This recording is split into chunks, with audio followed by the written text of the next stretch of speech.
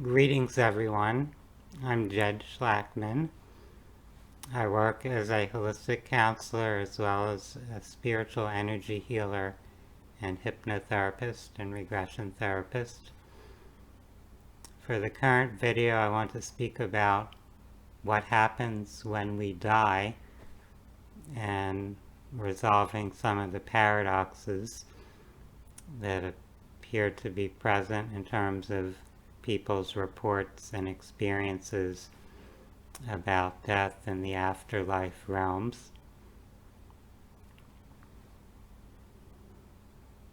First, I want to bring up the idea that who we are, our identity, our self, is actually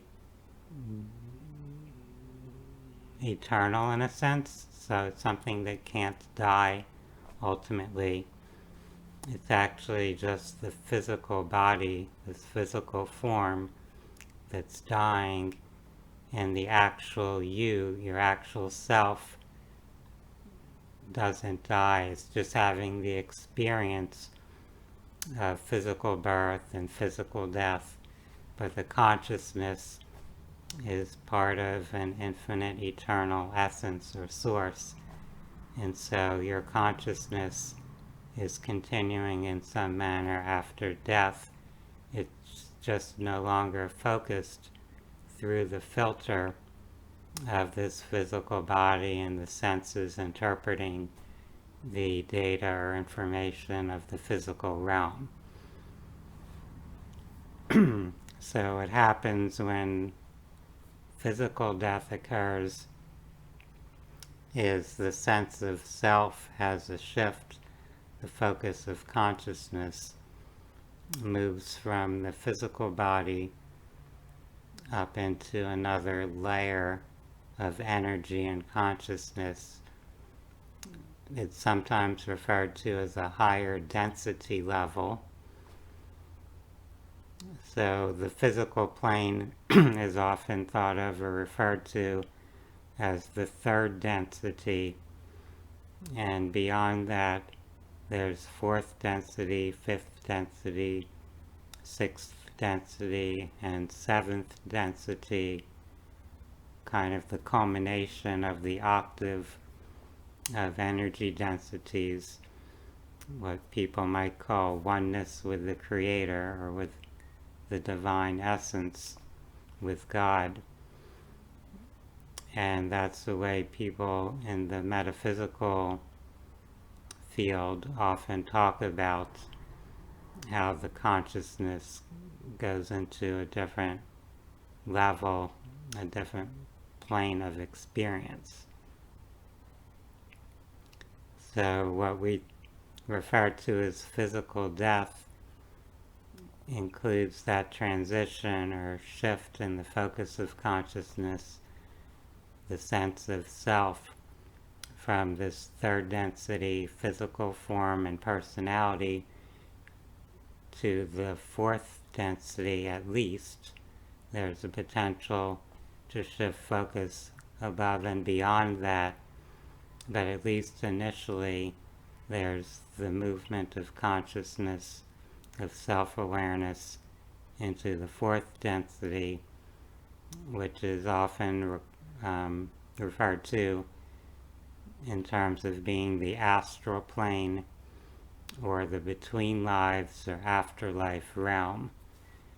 So that's a realm or plane of consciousness where reality seems to operate differently than it does in the time-space reality here in the third density. So I want to talk a little bit more about densities, and I'll refer to a book that has an outline of each of those. One useful analogy to help us think about densities or understand them is the idea of water and how water goes through different phases depending on its temperature, upon the vibrational state or the activity of the water molecules. We can think about water vapor. You have water vapor that's there in the atmosphere. So we have actually everywhere around us water is in the air. There's a certain amount of humidity in the air, but we're not actually perceiving or consciously thinking about its presence. We just take for granted that there's air around us, not considering that some of what's in the air is actually water vapor. And that water vapor is moving very rapidly. Those molecules are very active and in a high state of motion or frequency. And because of that, we're not seeing it going in a slow enough way for it to appear in a form that we can touch and feel. But when the water starts to cool down and slow down and condense, there's that word dense, which relates to density, it becomes liquid. So it moves from the gas state into a liquid state as it slows down. So then you have the liquid water, which is at that state of density, and if the temperature gets even colder, then that liquid water condenses, it slows down even further. It's in a slower state of motion in that context to become ice. So ice would be the densest state of water in that continuum or spectrum. So we can take that analogy of water and use it to look at consciousness and energy vibration. So if we think of everything, including consciousness, as energy in some state of vibration, either vibrating faster or slower, then we can see how consciousness also can condense. It can slow down and move into a more solid or crystallized type of state where that consciousness is actually manifesting or generating physical form, what we're perceiving as physical reality, which is actually just vibrating energy, and it's vibrating slow enough that as we're perceiving it with our physical senses, it appears physical and solid, even though it's actually just vibrating energy, not essentially different from vibrating energy that doesn't appear as physical form, electromagnetic energies, as well as spiritual energies, such as our thoughts, our emotions.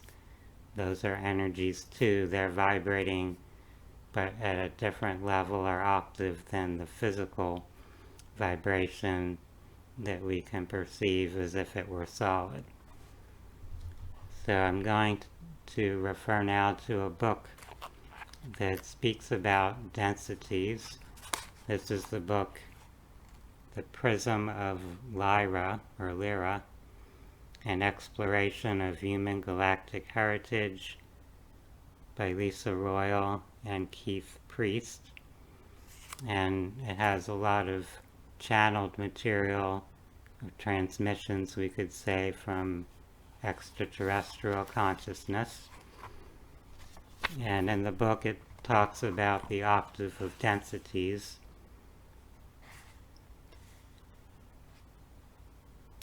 For the time being, the 7 frequency levels that Earth's galactic family fragmented into by passing through the prism of Lyra will be explored below. From this point forward, the term density will be used in reference to these frequency levels. As science has discovered, matter is densified energy vibrating at a specific rate, Every aspect of the universe is made up of energy. In Earth technology, it has not yet been discovered how to measure certain portions of reality. If technology possessed this ability, an infinite number of gateways into time, space, and dimensions would be seen. And that's where they start to mention these 7 frequency levels. So the first density is defined as awareness as a point, physical matter. So thinking about a point or a particle. This frequency level is the most basic.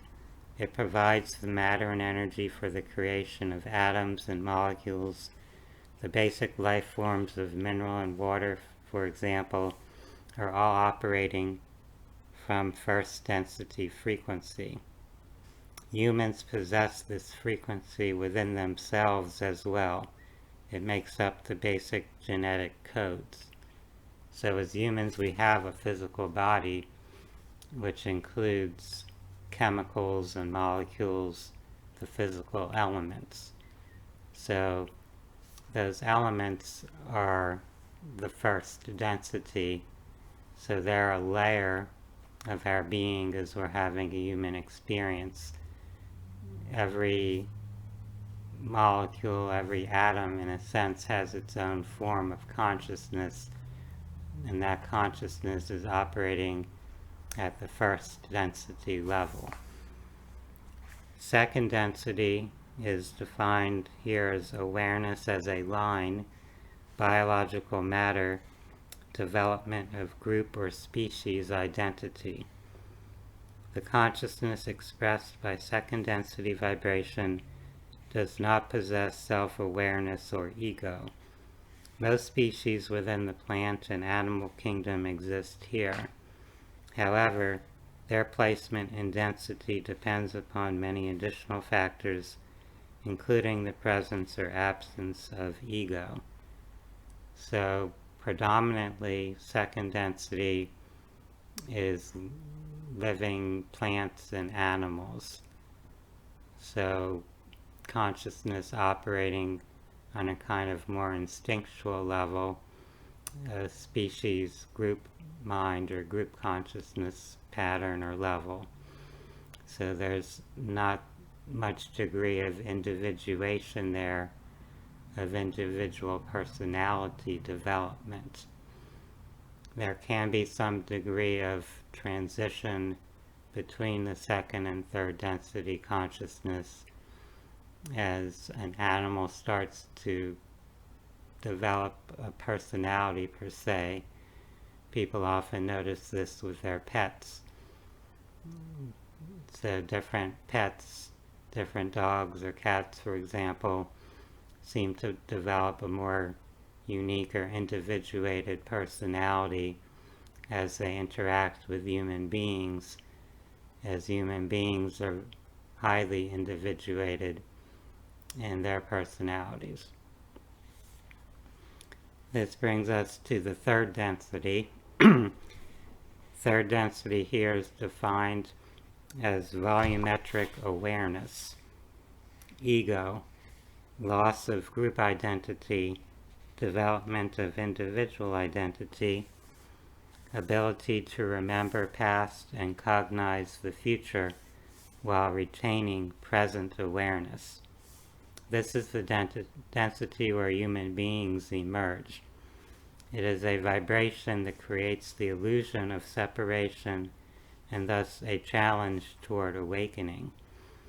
Presently, humanity is going through a transition period into fourth density reality, which can account for the many rapid changes the human race is undergoing.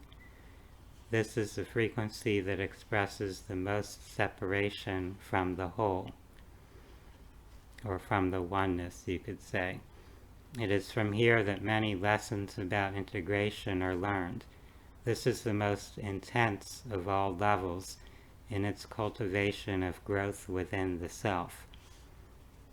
Cetaceans, dolphins, and whales presently exist simultaneously in third and fourth densities, and are transitioning out of third along with humanity. The consciousness of primates exists in third density as well. The evolution of primates is becoming increasingly apparent as one begins to observe them displaying several characteristics that were once thought of as indigenous only to humans, such as language acquisition and pathological behavior. So I'll comment a little bit more about third density. We can notice that some human beings tend to operate more on a group consciousness, herd mentality, you could say, than others do. So some are kind of still a little bit more attuned toward the second density consciousness, while others are actually shifting more toward the fourth density consciousness, where they're tuned into the spiritual realm more, where they're perceiving spirits and the astral realm and having, let's say, out-of-body experiences, where they're conscious that they're not only this physical body and personality, but they're also their spirit, their soul or higher self that exists in the higher densities. So some human beings are more conscious of that than others. They're further into that stage of transition toward the fourth density than others.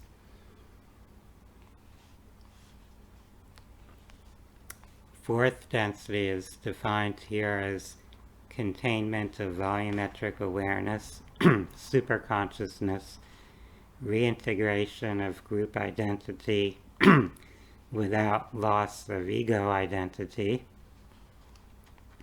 As as vibration increases, I've got something caught in my throat here. So as vibration increases, perception of past, present, and future become more fluid, along with the ability to interface with multidimensional and multidensity realities. Negatively oriented consciousness becomes more difficult to maintain. So in the fourth density, in the spiritual planes, you still have both positive and negative polarities. However, since you're becoming more aware of the integrated nature of all beings and all consciousness, it's harder to hold on to the negative polarization, since the negative polarization kind of thrives upon separation and competition. Presently on Earth, fourth density reality is overlapping third. In humanity's case, this can account for the increased desire for unity, peace, and unconditional love, as opposed to the illusion of separation that characterizes third density. The vibratory rate of one's reality is stepped up, and therefore one may be faced with personal issues in a much more rapid and intense way. It's easy to see how this is coming into play with the thousands of individuals upon Earth who are in therapy and substance abuse programs and engaging in humanistic efforts to better the planet. This is the frequency of responsibility. This is the frequency when one begins to remember the encoding of free will. This is the last frequency where physical bodies are the vehicles for the expression of consciousness. Hence, many civilizations choose to spend long periods of time within this density. So there's kind of this overlap between third and fourth density and physicality and non-physicality. So if we think about that vibrational rate or speed, there's a shift, a tipping point, you could say, where the energy is vibrating at a frequency that's no longer supporting physical form. Next, they're defining fifth density, experiential awareness of I as a group identity not bound by linear time. In this density, sentient consciousness begins to awaken to its heritage. This is the density of wisdom. As one awakens the wisdom within, they very often want to share it with those who are still focused in the lower densities. Many from this realm choose to become guides for others. A fifth density being merges with its family of consciousness, its oversoul or higher self, if you will, and begins to remember. This is the first density in which non-physical orientation is experienced. Note, there is no clear-cut distinction when transitioning from 5th to 6th and 6th to 7th densities. Because these densities are not physically oriented, there is much blending in these transitions. You can think of these different densities or vibrational ranges of energies as all coexisting, sort of nested within one another. So this continuum of energy is creating all these realities in a sense simultaneously. So there's the energy at the unification point, what they would call 7th density here, that's rippling through these other density layers all the way down toward the first density, physical matter, chemicals, molecules, atoms, etc. And it's not separate, so this first density plane would not exist without the energy that's originating from the source of wholeness. As that energy slows down its vibration and begins to come into states of separation, let's say, or at least the illusion of separation, of duality or polarity.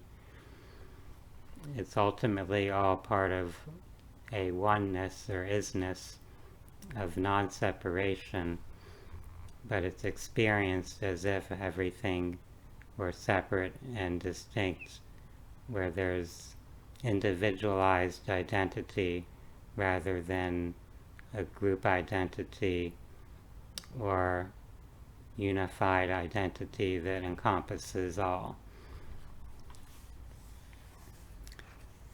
Sixth density here is defined as awareness as the dimension itself. This has often been called the Christ consciousness, in that it displays a frequency level equal to that of the Christ or Buddha. From this frequency, a total remembrance occurs, and one begins taking responsibility for the whole rather than the self. The process of progressing the self and progressing the whole become one and the same. So you realize that you're not separate from the whole, and as you support the whole, you're supporting your own growth or evolution, and vice versa. As you're improving or bettering yourself, that's contributing to the well-being of the whole. And the 7th frequency level or density is defined here as awareness as the multidimensional experience, group matrix identity, social memory complex. This is the frequency of total oneness or integration. Those who vibrate to this frequency are merged in identity and become a mass conscious whole.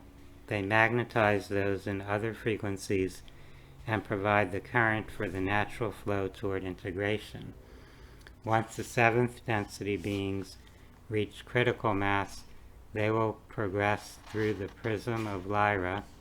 From our point of view, it will then be a black hole exit point and reach the next octave, where another adventure awaits. So that's not the whole of existence. That's actually just one particular octave of beingness, of potential exploration of consciousness. And those of us immersed in that octave probably would have a hard time grasping what exists in the next octave. So we can only really fully conceive of what we have as a reference point. And that brings us back down to this topic of what happens when we die here as human beings. Well, our consciousness starts to shift its state of vibration and awareness toward the fourth or fifth density levels that were discussed here, where we become more conscious of ourselves beyond this individual ego or personality. We may still spend some time identifying with the human personality, with the life experience we had here. We have different interactions in that so-called astral plane, where we can kind of replay or relive or review what happened on the earth plane in our physical incarnations. We may congregate with other spirits or other personality selves that have left their physical bodies in that review process. We may plan other incarnations, other experiences that our souls may choose to have here on earth with physical bodies. So all of that can occur there.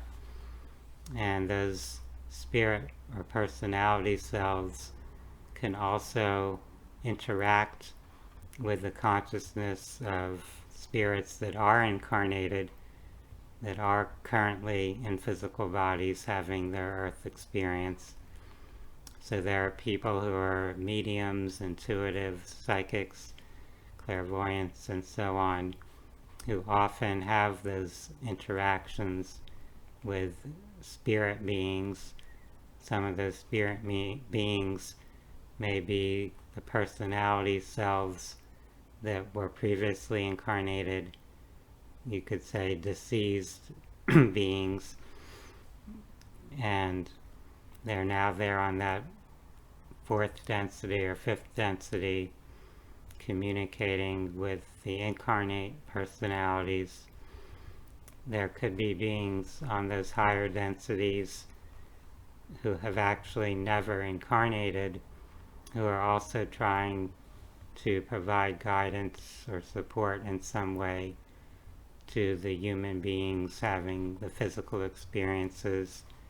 Sometimes people think of those as angelic beings because they haven't had the denser experience, so far at least, of being in a physical body.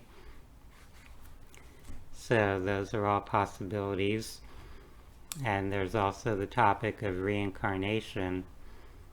People often try to understand or grasp the seeming paradox of how when a person dies, their spirit seems to go into that spirit realm, the afterlife or between lives realm, where there can be heavenly realms or hellish realms someone experiences, such as in a lot of near-death experience reports, while the spirit can also reincarnate. It can come back into another body and have another earth life. So the question would be, if it's reincarnating and having another life, then how could it still be there in the spiritual realm, communicating with mediums and psychics here in this physical time-space reality? Well, ultimately everything exists all at once. Ultimately, there isn't time as we perceive it here in this linear form. So all the different lifetimes or incarnations, in that sense, from the higher density viewpoint, are happening all at once. So someone can be reincarnating while at the same time there's that aspect of their personality or consciousness that's in that fourth or fifth density plane that's able to communicate with a receiver, let's say a human being here in the third density, the physical plane, and it's not ultimately contradictory. We can resolve that paradox if we transcend our idea of linear time. So yes, that spirit can be communicating with mediums, and that self may have also gone into other incarnations in the past or in the future from our perspective in the now. So it may seem confusing or complicated, but it's actually just a matter of how shifts in those frequency rates shift the laws or dynamics of time. So there's many adventures for consciousness to have in all of these different density levels, and we're just experiencing a very narrow range or small slice of reality as we're living on Earth, as we're experiencing physical form, as we're using our five senses to filter our awareness of what we think is our environment around us. We're decoding information and vibration in a particular way according to certain rules and programming that we've accepted as we enter this experience. But that's not the only way that reality could be perceived. And the beings that exist in higher densities, as they might focus their attention into this lower density realm, the third, second, and first densities, they might be perceiving our reality in a different way than we're perceiving, quote-unquote, our reality. They're perceiving the vibration and information from their viewpoint or perspective, which is elevated beyond our third density human perspective.